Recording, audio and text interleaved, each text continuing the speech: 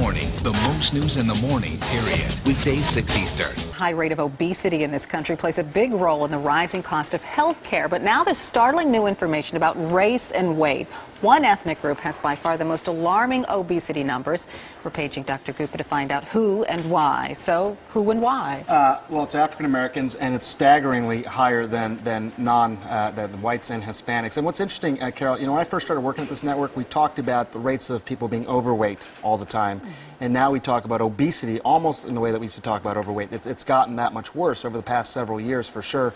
But there are some concerning numbers specifically about African Americans and the rates of obesity. What they really try to do is break down obesity rates by race and also by state. And you can take a look at the numbers there. I mean, it's pretty staggering. 36% of blacks, more than 1 in 3, are obese. Wow. 29% of Hispanics, 24% of whites, 40% of black women overall, Carol, as well. This is what has gained a lot of attention when we talk about health care as well, because obesity is related to just about every chronic disease you can imagine, heart disease, stroke, many types of cancers as well.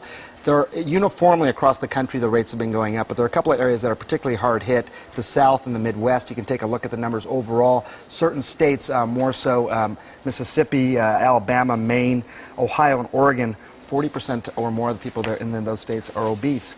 And again, with it, more diabetes cases, more heart disease cases. This is part of the problem with fixing healthcare, is that you have so many preventable diseases occurring that you have to target those when you're trying to lower costs. Well, let's talk about 40% of African American women being obese. I mean, is it a cultural issue? Because African American women are more accepting of their body types. That's right. They're not as overly concerned perhaps as other cultural groups. That's a very good point. It was interesting as we did some interviews on this yesterday. That was something that emerged a few times, which surprised me a little bit about how we sort of view body type as a whole, and whether or not the sort of way that we measure obesity is even accurate. We use body mass index, and a lot of people take issue with that. But there are other things as well. There are socioeconomic concerns, access overall to simply good foods. I did this documentary called Killer Diet last year, where we looked at this thing called urban gardens. How easy is it to get good foods in certain urban centers? Here's what Donna Redmond told me. Green leafy vegetables. Absolutely. Something that's hard to get around here otherwise. You will not be able to find this around here. You would go to stores in that particular area, and all you'd find is beef jerky, Twinkies, soda pop, no vegetables or otherwise good food. Greens are a big part of the Southern diet, but fried foods are also a big part of it, too. That's right. And just simply, she'd have to get on 2 trains and a bus ride to simply go buy vegetables and fruit. And, it's hard to have a healthy diet that way. That's crazy. Yeah.